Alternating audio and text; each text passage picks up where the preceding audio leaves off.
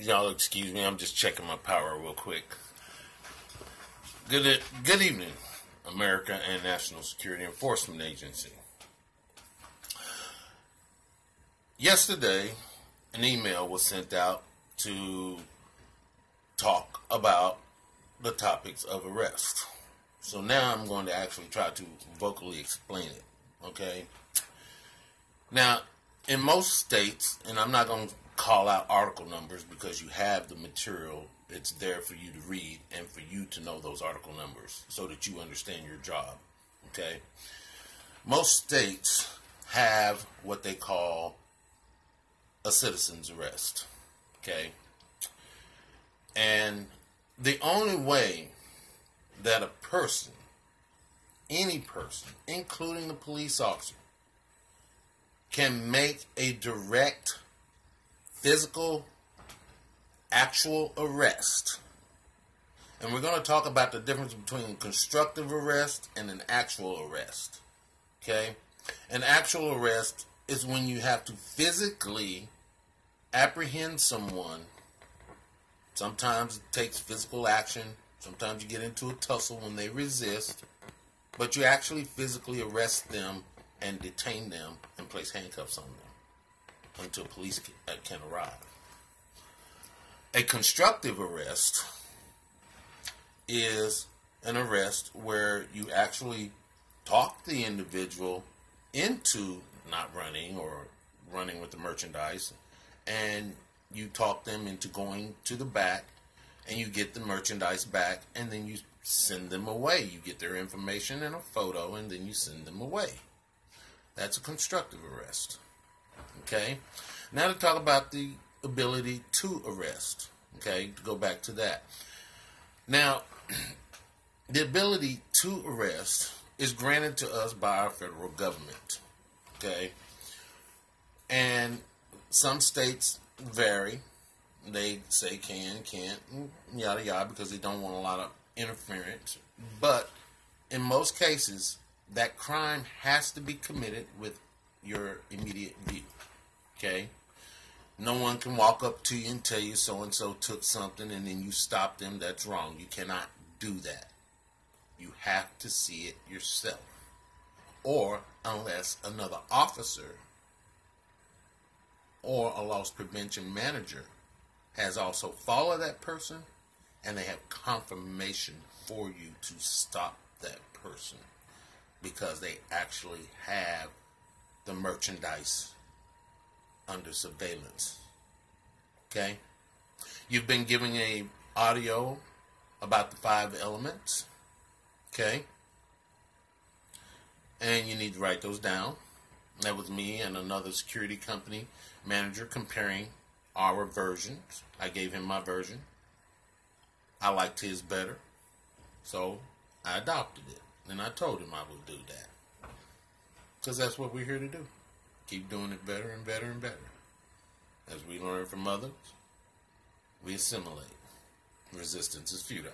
I like saying that. I'm a Trekkie, and I like the board's attitude. Take all. Okay.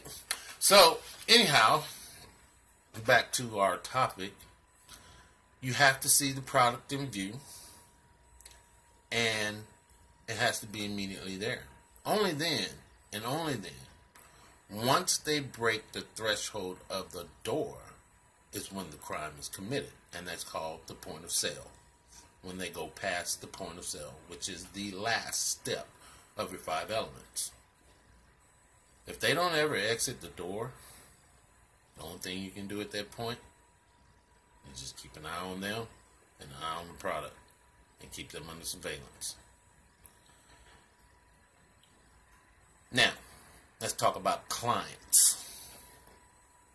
There are some clients that, although we have all the power in the world to make an actual or constructive arrest when we see people take merchandise. Well, I don't like seeing it no more than you probably do, and it's kind of humiliating that we're being held back, not really being able to do a job that we've trained for. But unfortunately, it is the client's prerogative to press charges or not press charges. Not ours. just like it's not a police officer's prerogative. We can take the report, we can file it, we can give it to management, we can give it to the police department. Police department's going to take the report, they're going to file it, they're going to give it to their management, which is the district attorney, and they're going to go over it and see if they want to make a case out of it. And that's the state's prerogative. Along with the complainant, which is the owner of the property. So, again, we are but servants meant to do a job when it is asked and required. So, we really are there to observe and report, although we can do more in some cases. When the property owner or the manager or,